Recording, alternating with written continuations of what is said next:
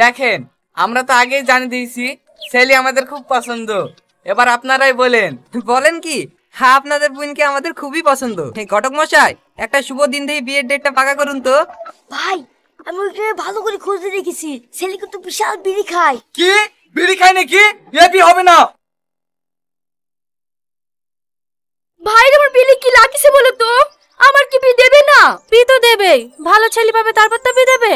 ভাই রে, যুগে যে ছেলে খুঁজছে এরকম ছেলে জীবনেও পাবে না। এরকম খোদ ধরলে তোমার আর বোনের বিয়ে দিতে হবে না। চার ভাই সারা জীবন পুষো। না না ভাবি, হার পুষতে হবে না, আজকে একটা ভালো ছেলের খোঁজ পেয়েছি। ছেলে তো আমাদের সব দিক থেকেই পছন্দ লাগছে। ছেলে নেশা টেশা করে না তো? না না, আমার ছেলে কোনো নেশা টেশা করে না। তাহলে তো খুব ভালো কথা। আমরা এক সপ্তাহের মধ্যে বিয়ে দিতে চাই। আপনার কোনো অসুবিধা আছে নাকি? না না, আমার কোনো অসুবিধা নেই। যত তাড়াতাড়ি বিয়ে হবে ততই ভালো। আজ থেকে আমাদের নতুন জীবন শুরু। তোমার সঙ্গে আমার কিছু কথা বলার আছে। কি বলবা বলো?